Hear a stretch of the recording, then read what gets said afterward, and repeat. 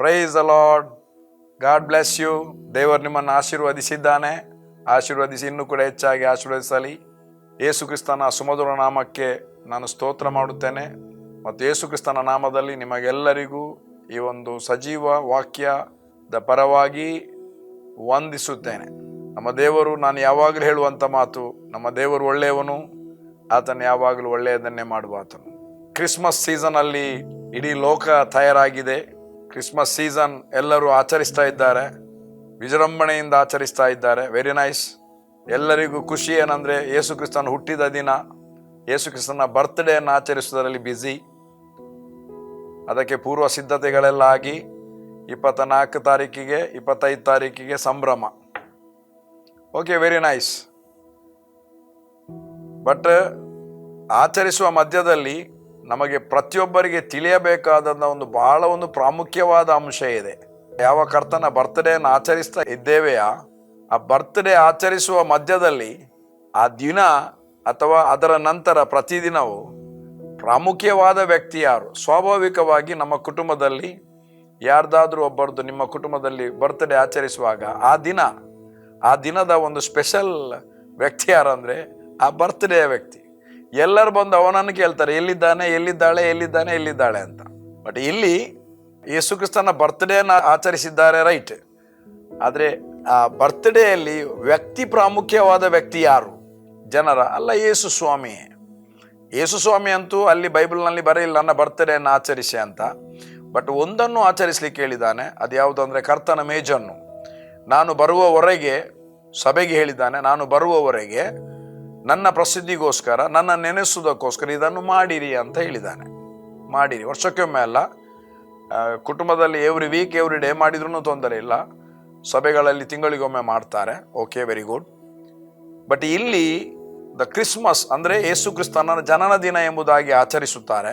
But ಯೇಸು ಕ್ರಿಸ್ತನು ಹುಟ್ಟಿದ್ದು 100% ಸತ್ಯ. ನಮಗೆ ಏನೇ ಇದ್ರೂ ಆಧಾರ ಸತ್ಯವೇದ. ಹಾಗಾದರೆ ಆ ಬರ್ತ್ಡೇ ಆಚರಿಸುವಂಥ ವ್ಯಕ್ತಿ ಅಥವಾ ನಮ್ಮ ಕರ್ತನಾದ ಯೇಸು ಯಾಕೆ ಹುಟ್ಟಿದ್ದಾನೆ ಎಂಬುದು ಬಹಳ ಪ್ರಾಮುಖ್ಯವಾದದ್ದು. ಡಿಸೆಂಬರ್ ವರ್ಷಕ್ಕೆ ಒಂದೇ ಸಾರಿ ಬರುವುದು ಡಿಸೆಂಬರ್ 25, ತಿರುಗಿ ಬರುವುದಿಲ್ಲ. ಬಟ್ ಕೇವಲ ಇದು ಡಿಸೆಂಬರ್ 25ಕ್ಕೆ ಮಾತ್ರ ಮೀಸಲ, ಅಥವಾ ಪ್ರತಿನಿತ್ಯ ಆ ಕ್ರಿಸ್ತನ ಸ್ಮರಣೆ ಮಾಡಬೇಕಾ, ಕ್ರಿಸ್ತನ ವಾಕ್ಯವನ್ನು ಧ್ಯಾನ ಮಾಡಬೇಕಾ, ಕ್ರಿಸ್ತನನ್ನು ಧ್ಯಾನ ಮಾಡಬೇಕಾ, ಅಥವಾ ಹೇಗೆ ಡಿಸೆಂಬರಿಗೆ ಬರುವಾಗ ಹೊಸತ್ತು ಸ್ಟಾರ್ ತಗೊಳ್ತಾರೆ, ಲೈಟ್ ತಗೊಳ್ತಾರೆ, ಮತ್ತು ಮುಗ್ದಾದ ತೆಗೆದ ಮೇಲೆ ಗಂಟು ಮೂಟೆ ಕಟ್ಟಿ ಅದನ್ನು ಅಟ್ಟದಲ್ಲಿ ಕಬಟ್ನ ಒಳಗೆ ಹಾಕಿ ಬಿಡ್ತಾರೆ. ಮತ್ತೆ ಆ ಸ್ಟಾರನ್ನಂತೂ ತೆಗೆಯುವುದಿಲ್ಲ. ಏನಾದರೂ ಬೇರೆ ಬರ್ತ್ಡೇ ಇದ್ದರೆ ಲೈಟನ್ನು ಹಾಕ್ತಾರೆ, ಸ್ಟಾರ್ ಅಲ್ಲಿಯೇ ಇರ್ತದೆ. ಹಾಗೇನಾ? ಅದು ವರ್ಷಕ್ಕೊಮ್ಮೆ ಯೂಸ್ ಮಾಡುವಂಥದ್ದು ಅಲ್ಲ. ಕ್ರಿಸ್ತನ ಜನನವನ್ನು, ಆತನ ಮರಣವನ್ನು ನಮ್ಮ ಜೀವಿತದಲ್ಲಿ ಯಾವಾಗಲೂ ಧ್ಯಾನ ಮಾಡುವಂಥದ್ದು ಬಹಳ ಪ್ರಾಮುಖ್ಯವಾಗಿದೆ. ಜನನ ಹೊಂದದಿದ್ದರೆ ಮರಣ ಇಲ್ಲ. ಬಟ್ ಆತನು ಬಂದದ್ದು ಯಾವುದಕ್ಕೆ ಎಂಬುದಾಗಿ ನಾವು ಅರ್ಥ ಮಾಡಿಕೊಳ್ಳುವಂಥದ್ದು ಬಹಳ ಪ್ರಾಮುಖ್ಯ. ಮೇನ್ ಯಾರು ಆಚರಿಸ್ತೀರಾ, ಆ ಆಚರಿಸುವ ಮಧ್ಯದಲ್ಲಿ ಆಲೋಚನೆ ಮಾಡಬೇಕಾದದ್ದೇನೆಂದರೆ, ಕ್ರಿಸ್ತನು ಹುಟ್ಟಿದ್ದು ಯಾವುದಕ್ಕೋಸ್ಕರ, ಯಾವ ಉದ್ದೇಶಕ್ಕೋಸ್ಕರ? ತಂದೆಯಾದ ದೇವರು ಕಾಲವು ಪರಿಪೂರ್ಣವಾದಾಗ ಅಲ್ಲಿ ಅಷ್ಟು ಮಂದಿ ಕನ್ನಿಕೆಯರಿದ್ದರೂ ಒಬ್ಬಳೇ ದೇವರಿಂದ ದಯ ಹೊಂದಿದವಳು ಸಿಕ್ಕಿದ್ರು. ಅದು ಯಾರಂದರೆ ಮರಿಯ. ಯಾವ ಮರಿಯ ಅಂದರೆ ಯೋಸೇಫನಿಗೆ ನಿಶ್ಚಿತಾರ್ಥವಾಗಿರುವಂಥ ಮರಿಯ. ಪವಿತ್ರಾತ್ಮನಿಂದ ಆಕೆಯ ಗರ್ಭದಲ್ಲಿ ಯೇಸು ಕ್ರಿಸ್ತನ ಮಗುವಾಗಿ ಅಲ್ಲಿ ಆಕೆಯ ಗರ್ಭದಲ್ಲಿ ಸ್ಥಳವನ್ನು ಕೊಟ್ಟಳು. ಆಕೆ ದೇವರು ಪವಿತ್ರಾತ್ಮನ ಮೂಲಕವಾಗಿ ಆಕೆ ಗರ್ಭ ತಾಳಿದ್ಲು. ಆಕೆಗೆ ಗರ್ಭಫಲ ಉಂಟಾಯಿತು. ಅದರೊಳಗೆ ಯೇಸು ಇದ್ದ. ಸರಿಯಾದ ಸಮಯದಲ್ಲಿ ಎಲ್ಲಿ ಹುಟ್ಟಬೇಕು ಅಲ್ಲಿಯೇ ಯೇಸು ಹುಟ್ಟಿದ. ಯೇಸು ಬೆಳೆದ. 12 ವರ್ಷ ಇರುವಾಗ ಪರಿಸಯರೊಂದಿಗೆ ದೇವರ ವಾಕ್ಯವನ್ನು ಚೆನ್ನಾಗಿ ಮಾತಾಡಿದ. ಅವರಿಗೆ ಆಶ್ಚರ್ಯ ಆಯಿತು. ತಂದೆ ತಾಯಿಯನ್ನು ಸನ್ಮಾನಿಸಿದ, ದೇವರಿಗೆ ಪ್ರಥಮ ಸ್ಥಾನ ಕೊಟ್ಟ, ಸೇವೆಯನ್ನು ಪ್ರಾರಂಭ ಮಾಡಿದ, ಸುವಾರ್ತೆಯನ್ನು ಸಾರಿದ, ಅನೇಕರನ್ನು ಶಿಷ್ಯರನ್ನಾಗಿ ಮಾಡಿದ. ಬಟ್ ದೇವರ ಉದ್ದೇಶವನ್ನೆಲ್ಲ ಮಾಡಿ ನೆರವೇರಿಸಿ ಕೊನೆಗೆ ಶಿಲುಬೆಯಲ್ಲಿ ಸಾಯಬೇಕಿತ್ತು, ಅದನ್ನು ಮಾಡಿದ. ಹಾಗಾದರೆ ಬೈಬಲ್ನಲ್ಲಿ, ಸತ್ಯವೇದದಲ್ಲಿ ಯೇಸು ಹುಟ್ಟಿದ ಉದ್ದೇಶ ಏನು, ಅದನ್ನು ನಾವು ತಿಳಿಯುವಂಥದ್ದು ಬಹಳ ಪ್ರಾಮುಖ್ಯ. ಆತನು ಬೆಳಕಾಗಿದ್ದ, ಲೈಟ್. ಆತ ನಮ್ಮ ಜೀವಿತಕ್ಕೆ ಲೈಫ್ ಆಗಿ ಬಂದ, ನಮಗೆ ಲೈಫನ್ನು ಕೊಟ್ಟ, ಲೈಟ್ ಆ್ಯಂಡ್ ಲೈಫ್. ಬಟ್ ಸತ್ಯವೇದದಲ್ಲಿ ಓದುವಾಗ ಯಾತಕ್ಕೋಸ್ಕರ ಬಂದ, ಯೇಸು ಕೂಡ ಖುದ್ದು ಹೇಳ್ತಾರೆ. ನಮಗೆಲ್ಲರಿಗೆ ಚಿರಪರಿಚಿತ ಇರುವಂಥ ವಾಕ್ಯ ಅದೇನಂದ್ರೆ ಯೇಸು ಹೇಳುವಂಥದ್ದು ಯಾವುದು, 3ನೇ ಅಧ್ಯಾಯ 16ನೇ ವಚನ, ಯೋಹಾನನು ಬರೆದ ಸುವಾರ್ತೆ. ದೇವರು ಲೋಕದ ಮೇಲೆ ಎಷ್ಟೋ ಪ್ರೀತಿಯನ್ನಿಟ್ಟು ತನ್ನ ಒಬ್ಬನೇ ಮಗನನ್ನು ಕೊಟ್ಟನು, ಆತನನ್ನು ನಂಬುವ ಒಬ್ಬನಾದವರು ನಾಶವಾಗದೆ ಎಲ್ಲರೂ ನಿತ್ಯ ಜೀವವನ್ನು ಹೊಂದಬೇಕೆಂಬುದಾಗಿ ಆತನನ್ನು ಕೊಟ್ಟನು. ಬಹಳ ಸಿಂಪಲ್ ಆಗಿ ತೆಗೊಂಡಿದ್ದೇವೆ, ಬಟ್ ಅದರಲ್ಲಿ ಎಷ್ಟು ಆಳವಾದ ಅರ್ಥ ಇದೆ. ನನ್ನ ಪ್ರಿಯ ದೇವಜನರೇ, ಯೇಸು ಹುಟ್ಟುವುದಕ್ಕಿಂತ ಸುಮಾರು 650ರಿಂದ 700 ವರ್ಷಗಳ ಹಿಂದೆ ಪ್ರವಾದಿಯಾದ ಯೆಶಾಯ ಆತನ ಜನನದ ಬಗ್ಗೆ ಮಾತಾಡಿದ. ಎಲ್ಲಿ ಮಾತಾಡಿದ? 9ನೇ ಅಧ್ಯಾಯ 6ನೇ ವಚನ. ಒಂದು ಮಗು ನಮಗಾಗಿ ಹುಟ್ಟಿದೆ ಅಷ್ಟೇ, ವರದ ಮಗನು. ಮಗು ಹುಟ್ಟಿತು, ಬಟ್ ಆತನ ಯಾರು? ವರದ ಮಗ, ದ ಗಿಫ್ಟೆಡ್ ಸನ್. ಒಂದು ಮಗು ನಮಗಾಗಿ ಹುಟ್ಟಿದ ಅಷ್ಟೇ, ವರದ ಮಗು ನಮಗೋಸ್ಕರ ಜನಿಸಿದನು. ಆಡಳಿತವು, ದ ಗವರ್ನಮೆಂಟ್, ಆತನ ಬಾಹುಗಳಲ್ಲಿ ಇರುವುದು. ಎಂಟೈರ್ ಗವರ್ನಮೆಂಟ್ ಅದು ಯೇಸುವಿನ ಬಾಹು ಅಂದರೆ ತೋಳು. ತೋಳು ಅಂದರೆ ಬೇರೆ ಯಾವುದಲ್ಲ, ಆತನ ದೇಹದಲ್ಲಿ ತೋಳು ಇದೆ. ದೇಹ ಬೇರೆ ಯಾವುದಲ್ಲ, ಅದು ಸಭೆ.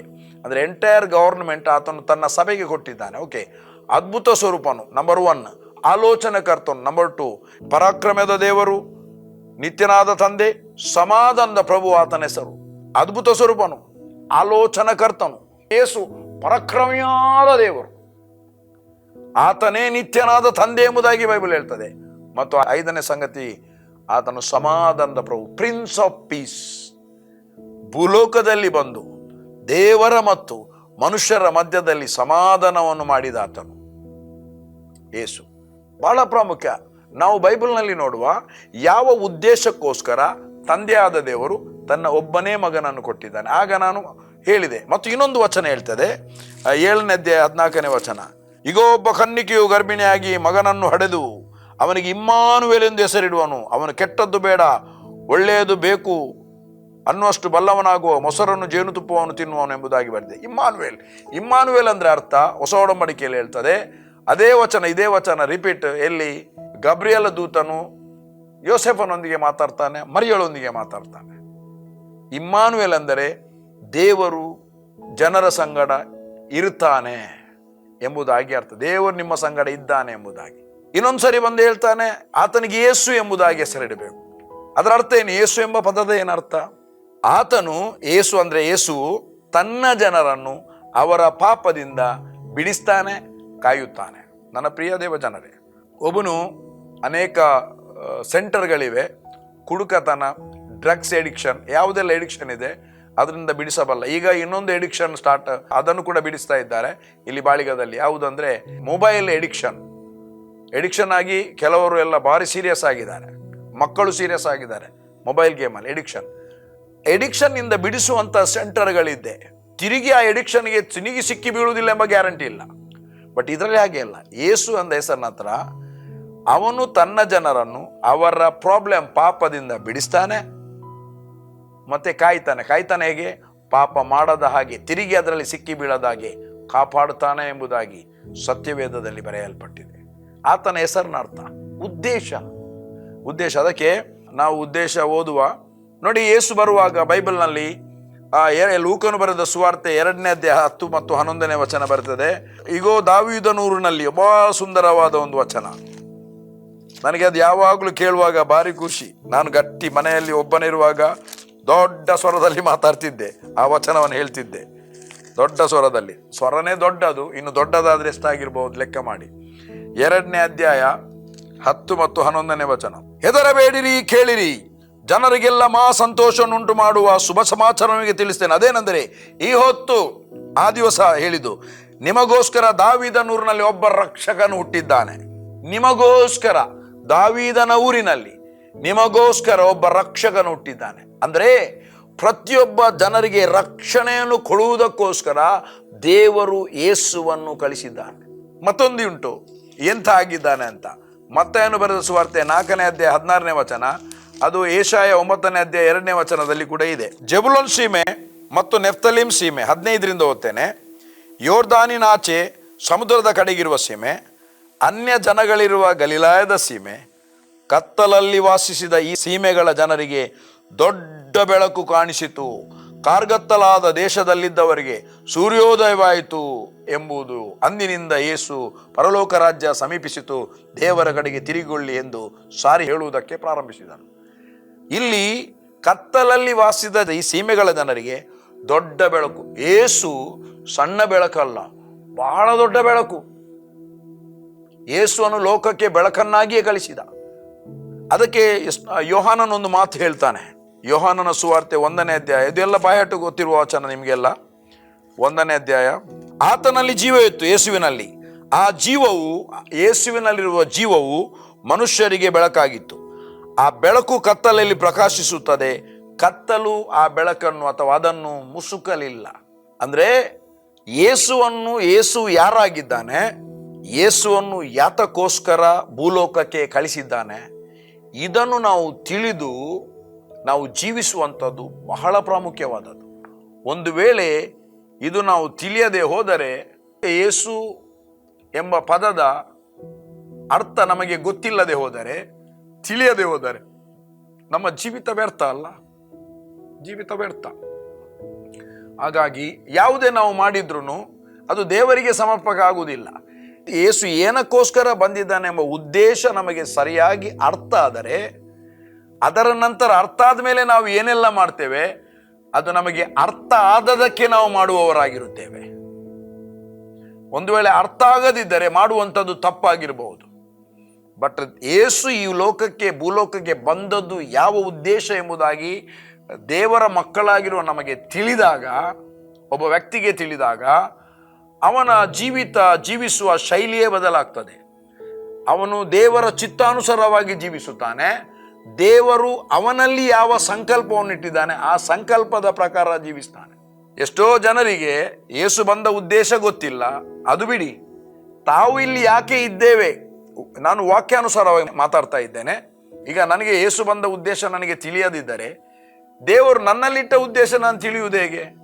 ಯೇಸುವಿನ ಉದ್ದೇಶ ಗೊತ್ತಾದರೆ ನನ್ನ ಉದ್ದೇಶ ನನಗೆ ವಾಕ್ಯದ ಮೂಲಕ ಗೊತ್ತಾಗ್ತದೆ.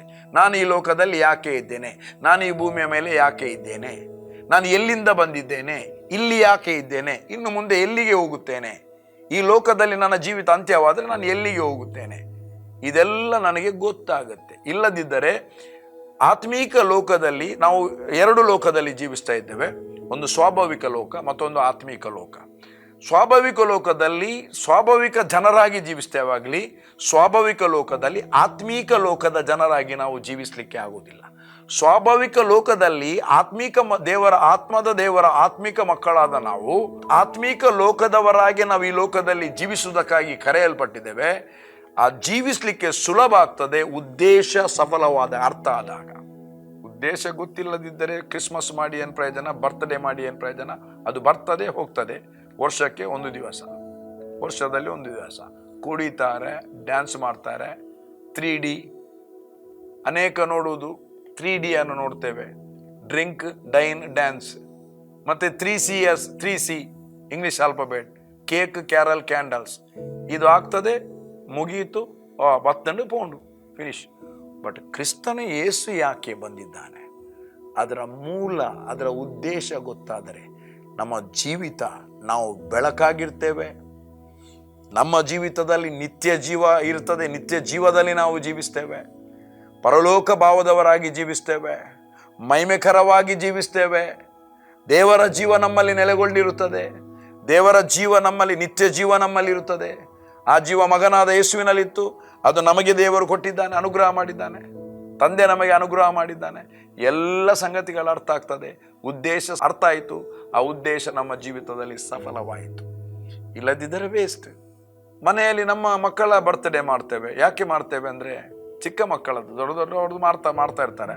ಅದಕ್ಕೆ ನಾನು ವಿರೋಧ ಅಲ್ಲ, ಅದು ಅವರ ಇಷ್ಟ, ಅವರ ಹಣ ಅವರು ಖರ್ಚು ಮಾಡ್ತಾರೆ, ಅವರ ಇಷ್ಟ. ಬಟ್ ಯಾಕೆ ಕೆಲವರು 5 ವರ್ಷಕ್ಕೆ, ಕೆಲವರು 50 ವರ್ಷದ 75 ವರ್ಷದ ಮಾಡ್ತಾರೆ. ಯಾಕೆ ಮಾಡ್ತಾರೆ? ಅದಕ್ಕೆ ಒಂದು ಉದ್ದೇಶ ಇದೆ.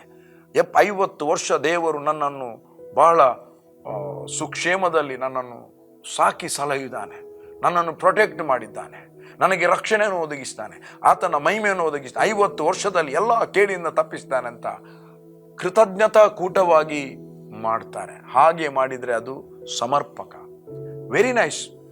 ಖುಷಿ ಪಡುವ, ದುಃಖ ಪಡಲಿಕ್ಕೆ ಅಲ್ಲ ಇರುವುದು, ಹೆಚ್ಚಾಗಿ ಕ್ರಿಸ್ತನ ರಾಜ್ಯದಲ್ಲಿ ದೇವರ ಮಕ್ಕಳು, ಪೌಲ ಹೇಳ್ತಾನೆ ಫಿಲಿಪ್ಪದಲ್ಲಿ 17 ಬಾರಿ ಹೇಳಿದ್ದಾನೆ, ಸಂತೋಷ ಪಡಿರಿ, ಸಂತೋಷ ಪಡಿರಿ, ತಿರುಗಿ ತಿರುಗಿ ನಿಮಗೆ ಹೇಳ್ತೇನಂತ.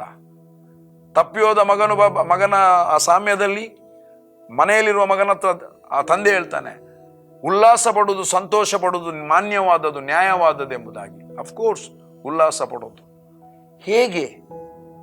ಉದ್ದೇಶ ಗೊತ್ತಿದ್ದು ಉಲ್ಲಾಸ ಪಡುವಂಥದ್ದು ನ್ಯಾಯವಾದದ್ದು. ಓಕೆ, ನಾವು ಸ್ವಲ್ಪ ಯೇಸು ಯಾಕೆ ಬಂದದ್ದು? 1 ತಿಮೋತಿ 1 ಅಧ್ಯಾಯ 15ನೇ ವಚನ ಹೇಳ್ತದೆ, ಯೇಸು ಕ್ರಿಸ್ತನು ಪಾಪಿಗಳನ್ನು ರಕ್ಷಿಸುವುದಕ್ಕೋಸ್ಕರ ಈ ಲೋಕಕ್ಕೆ ಬಂದಿದ್ದಾನೆ ಎಂಬ ಮಾತು ನಂಬತಕ್ಕದ್ದು, ಸರ್ವಾಂಗೀಕಾರಕ್ಕೆ ಯೋಗ್ಯವಾದದ್ದು ಆಗಿದೆ. ಹಾಗಾದರೆ ಯೇಸು ಕ್ರಿಸ್ತನು ಈ ಭೂಲೋಕಕ್ಕೆ ಬಂದದ್ದು ಯಾಕೆ ಅಂದರೆ, ಒಂದು ಮುಖ್ಯ, ಪಾಪಿಗಳನ್ನು ಅವರ ಪಾಪದಿಂದ ಬಿಡಿಸಿ ರಕ್ಷಿಸುವುದಕ್ಕೋಸ್ಕರ, ಅವರ ಪಾಪದಿಂದ ಬಿಡಿಸಿ ಕಾಪಾಡುವುದಕ್ಕೋಸ್ಕರ ನಮ್ಮ ಕರ್ತನಾದ ಯೇಸು ಈ ಭೂಲೋಕಕ್ಕೆ ಬಂದಿದ್ದಾನೆ. ನಮ್ಮ ತಂದೆಯಾದ ದೇವರು ತನ್ನ ಒಬ್ಬನೇ ಮಗನನ್ನು ಈ ಲೋಕಕ್ಕೆ ಕಳಿಸಿಕೊಟ್ಟಿದ್ದಾನೆ. ನಾನು ಹಾಗೆ ಹೇಳಿದೆ, 3ನೇ ಅಧ್ಯಾಯ 16ನೇ ವಚನ, ಯೋಹಾನನು ಬರೆದ ಸುವಾರ್ತೆ. ದೇವರು ಲೋಕವನ್ನು ಎಷ್ಟೋ ಹೆಚ್ಚಾಗಿ ಪ್ರೀತಿಸಿ, ದೇವರ ಪ್ರೀತಿ ಏನು ಮಾಡಿದ್ದಂದ್ರೆ, ಆತನ ಒಬ್ಬನೇ ಮಗನನ್ನು ನಮಗೋಸ್ಕರ ಕೊಡುವ ವಿಷಯದಲ್ಲಿ ತಡವೇ ಮಾಡಲಿಲ್ಲ, ಕಳಿಸಿಯೇ ಕೊಟ್ಟು ಬಿಟ್ಟ. ಅದು ದೇವರ ಪ್ರೀತಿ. ಒಬ್ಬನೇ ಮಗ ಯೇಸು, ಆತನನ್ನು ಭೂಲೋಕಕ್ಕೆ ಕಳಿಸಿಕೊಟ್ಟ. ಯಾಕೆ? ಆತನನ್ನು ನಂಬುವ, ಯೇಸು ಕರ್ತ, ಆತನ ಮಗನಾದ ಯೇಸುವನ್ನು ನಂಬುವ ಒಬ್ಬನು ಕೂಡ ನಾಶವಾಗದೆ, ಅಂಧಕಾರದ ದೊರೆತನದಲ್ಲಿ ಉಳಿಯದೆ, ಅಂಧಕಾರದ ದೊರೆತನದಿಂದ ಬಿಡುಗಡೆ ಮಾಡಿ ಕರ್ತನಾದ ಯೇಸುವಿನ ರಾಜ್ಯದಲ್ಲಿ ಸೇರಿಸುವಂತೆ ಒಬ್ಬನು ಕೂಡ ನಾಶವಾಗದೆ ಎಲ್ಲರೂ ನಿತ್ಯ ಜೀವ, ನಿತ್ಯತ್ವಕ್ಕೂ ನರಕದಲ್ಲಿ ಅಲ್ಲ, ನಿತ್ಯತ್ವಕ್ಕೂ ಪರಲೋಕದಲ್ಲಿ ಇರುವಂತೆ, ಯಾರು ನಾಶವಾಗದೆ ಎಲ್ಲರೂ ನಿತ್ಯ ಜೀವವನ್ನು ಹೊಂದುವಂತೆ, ನಿತ್ಯ ಜೀವವನ್ನು ಹೊಂದುವಂತೆ ತಂದೆಯಾದ ದೇವರು ಆತನ ಒಬ್ಬನೇ ಮಗನಾದ ಯೇಸುವನ್ನು ಕಳಿಸಿಕೊಟ್ಟ. ಆ ನಿತ್ಯ ಜೀವ ಆತನ ಮಗನಾದ ಯೇಸುವಿನಲ್ಲಿ ಇದೆ. ಅದನ್ನು ತಂದೆಯಾದ ದೇವರು ನಮಗೆ ಕೊಟ್ಟಿದ್ದಾನೆ ಅಂತ ಯೋಹಾನನು ತನ್ನ ಪತ್ರಿಕೆಯಲ್ಲಿ ಬರೆದಿದ್ದಾನೆ. ಮತ್ತಾಯನು ಬರೆದ ಸುವಾರ್ತೆ 20ನೇ ಅಧ್ಯಾಯ 28ನೇ ವಚನದಲ್ಲಿ ತನ್ನ ಪ್ರಾಣವನ್ನು ಈಡುಕೊಡುವುದಕ್ಕೆ ಬಂದನು ಅಂತ ಬರೆದಿದೆ. ಉದ್ದೇಶ ನೋಡಿ, 20ನೇ ಅಧ್ಯಾಯ 28ನೇ ವಚನ, ಮನುಷ್ಯ ಕುಮಾರನು ಸೇವೆ ಮಾಡಿಸಿಕೊಳ್ಳುವುದಕ್ಕೆ ಬರಲಿಲ್ಲ, ಸೇವೆ ಮಾಡುವುದಕ್ಕೂ ಅನೇಕರನ್ನು ಬಿಡಿಸಿಕೊಳ್ಳುವುದಕ್ಕಾಗಿ ತನ್ನ ಪ್ರಾಣವನ್ನು ಈಡುಕೊಡುವುದಕ್ಕೂ ಬಂದನು ಎಂಬುದಾಗಿ ಹೇಳಿದನು. ಯೇಸು ಬಂದದ್ದೇ ಆತನ ಪ್ರಾಣವನ್ನು ಕೊಡಲಿಕ್ಕೆ. ಯಾವಾಗ ಪ್ರಾಣ ಕೊಡ್ತಾನ, ಆಡಮಿಕ್ ಅಥಾರಿಟಿ ಸೈತಾನನಿಗೆ ಹೋಗಿತ್ತು, ಸೈತಾನನ ಕಾರ್ಯಗಳು ಲಯವಾಯಿತು ಶಿಲುಬೆಯಲ್ಲಿ. ಆ ಅಧಿಕಾರ ಬಲಾತ್ಕಾರದಿಂದ ಯೇಸು ತನ್ನ ಕೈಗೆ ತೆಗೆದುಕೊಂಡ. ಯಾರ್ಯಾರು ಮಕ್ಕಳು ದೇವರ ಮಕ್ಕಳಾಗಿ ಹುಟ್ಟುತ್ತಾರೋ, ನಿತ್ಯ ಜೀವವನ್ನು ಹೊಂದುತ್ತಾರೋ ಅವರಿಗೆ ಆತನು ಈ ಭೂಲೋಕದಲ್ಲೇ ಕೊಡ್ತಾನೆ. ನಿತ್ಯ ಜೀವ ಪರಲೋಕಕ್ಕೆ ಹೋದ ಮೇಲೆ ಅಲ್ಲ, ನಿತ್ಯ ಜೀವ ನಾವು ರಕ್ಷಣೆ ಹೊಂದಿದಾಗಲೇ ಸಿಗುವಂಥದ್ದು.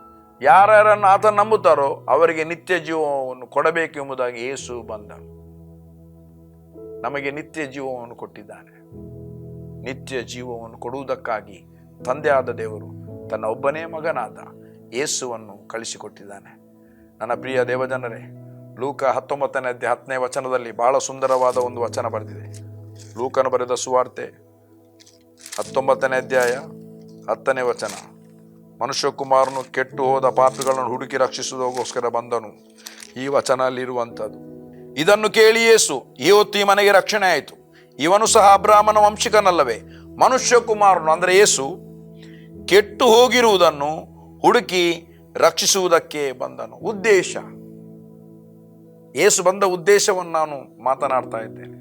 ಎಷ್ಟೋ ಜನರು ನಾಶವಾಗುವುದಕ್ಕೆ ಇದ್ದರು, ಬಟ್ ಇವತ್ತು ಯೇಸು ಹುಟ್ಟಿದ, ಶಿಲುಬೆಯಲ್ಲಿ ಸತ್ತ, ನಮಗೋಸ್ಕರ ಪ್ರಾಣ ಕೊಟ್ಟ, ಉಣಲ್ಪಟ್ಟ, ಮೃತ್ಯುಂಜಯನಾಗಿದ್ದ, ಪರಲೋಕಕ್ಕೆ ಏರಿ ಹೋದ, ತಂದೆಯ ಬಲಪಾರ್ಶ್ವದಲ್ಲಿ ಕುಳಿತುಕೊಂಡ, ಒನ್ಸ್ ಫಾರ್ ಆಲ್ ಎಲ್ಲರ ಪಾಪ ಪರಿಹಾರ ಆಗುವುದಕ್ಕೋಸ್ಕರ ಶಿಲುಬೆಯಲ್ಲಿ ಆತನು ಎಲ್ಲ ಕಾರ್ಯಗಳನ್ನು ಮಾಡಿ ಮುಗಿಸಿದ. ಇವತ್ತು ಲೋಕ ಯೇಸು ಶಿಲುಬೆಯಲ್ಲಿ ಯೇಸು ಮಾಡಿ ಮುಗಿಸಿದ ಕೆಲಸವನ್ನು ನಂಬಿದಾಗ ಅವರು ನಿತ್ಯ ಜೀವವನ್ನು ಹೊಂದುತ್ತಾರೆ. ನಂಬಿ ಬಾಯಿಂದ ಅರಿಕೆ ಮಾಡಿದಾಗ ನಿತ್ಯ ಜೀವವನ್ನು ಹೊಂದುತ್ತಾರೆ, ಅವರಿಗೆ ರಕ್ಷಣೆ ಆಗ್ತದೆ. ಇದು ಬಹಳ ಮುಖ್ಯವಾದ ಪರ್ಪಸ್ ಆಗಿತ್ತು. ಬೈಬಲ್ ಹೇಳ್ತದೆ, ಸೈತಾನನ ಕ್ರಿಯೆಗಳನ್ನು ಲಯಪಡಿಸುವುದಕ್ಕೋಸ್ಕರ ಮನುಷ್ಯ ಕುಮಾರನು ಪ್ರತ್ಯಕ್ಷನಾದ. ಯೇಸು ಕ್ರಿಸ್ತನು ಬಂದಿರುವ ಉದ್ದೇಶ ಸೈತಾನನ ಕ್ರಿಯೆಗಳನ್ನು ಸಂಪೂರ್ಣವಾಗಿ ಲಯ ಮಾಡುವುದಕ್ಕೋಸ್ಕರ. ಇವತ್ತು ಯೇಸುವಿನ ಬರ್ತ್ಡೇ ಅಂತ ಹೇಳಿ 25ನೇ ತಾರೀಕಿಗೆ ಕ್ರಿಸ್ಮಸ್ ಆಚರಿಸುವಾಗ ಅದೇ ಸೈತಾನನ ಕ್ರಿಯೆಗಳಲ್ಲಿ ತಿರುಗಿ ಆನಂದ ಪಡುವಂಥದ್ದು. ಅದು ಅಲ್ಲ. ಸೈತಾನನ ಕ್ರಿಯೆಗಳನ್ನು ಲಯ ಮಾಡುವುದಕ್ಕೋಸ್ಕರ ಬಂದಿರುವಂಥ ಯೇಸು ಕ್ರಿಸ್ತನು ಬಂದು ಸೈತಾನನ ಕ್ರಿಯೆಗಳನ್ನು ಲಯ ಮಾಡಿ ಹೋಗಿದ್ದಾನೆ. ಇವತ್ತು ನಾವು ಏನು ಯೇಸು ಕ್ರಿಸ್ತನು ಸೈತಾನನ ಕ್ರಿಯೆಯನ್ನು ಲಯ ಮಾಡಿದ್ದಾನೆ ಅದರಲ್ಲಿ ನಾವು ನಿಲ್ಲುವಂಥದ್ದು. ಸೈತಾನನಿಗೆ ಭಯಪಡುವುದಲ್ಲ, ಇನ್ನು ಸೈತಾನನ ಸುಳ್ಳನ್ನು ವಿರೋಧಿಸಿ ಎಲ್ಲ ಕಾರ್ಯಗಳನ್ನು ಕ್ರಿಸ್ತನಿಗೋಸ್ಕರ ಒಳ್ಳೆಯ ಕಾರ್ಯಗಳನ್ನು ಮಾಡುವುದಕ್ಕೋಸ್ಕರ ಯೇಸು ಬಂದು ತಾನು ಮಾಡಬೇಕಾದ ಕೆಲಸವನ್ನು ಮಾಡಿ ಮುಗಿಸಿದ್ದಾನೆ. ಕೆಟ್ಟು ಹೋಗಿರುವುದನ್ನು ಹುಡುಕಿ ರಕ್ಷಿಸುವುದಕ್ಕೋಸ್ಕರ ಮನುಷ್ಯ ಕುಮಾರರು ಬಂದ. ಇನ್ನೊಂದು ವಚನ ಅಪೊಸ್ತಲರ ಕೃತ್ಯ 3ನೇ ಅಧ್ಯಾಯ, ಇದು ಬಹಳ ಸುಂದರವಾದ ವಚನ. ಅದರಲ್ಲಿ ಉದ್ದೇಶ ಸರಿಯಾಗಿ ಅರ್ಥ ಆಗ್ತದೆ. 3ನೇ ಅಧ್ಯಾಯ 26ನೇ ವಚನ.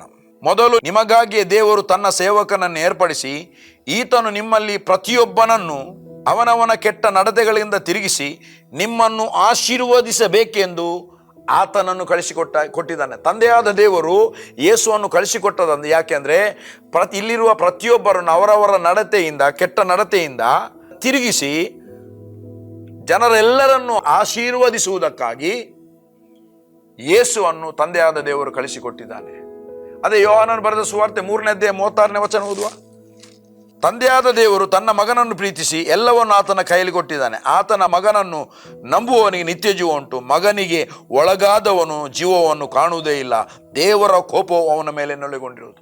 ಯೇಸುವನ್ನು ಕಳಿಸಿದ ಉದ್ದೇಶ ಆತನ ಮಗನಾದ ಯೇಸುವನ್ನು ನಂಬುವವನಿಗೆ ನಿತ್ಯ ಜೀವವು ಸಿಗಬೇಕು ಎಂದು. ಯಾರು ಮಗನನ್ನು ನಂಬುತ್ತಾನೆ ಅವನಲ್ಲಿ ನಿತ್ಯ ಜೀವ ಉಂಟು.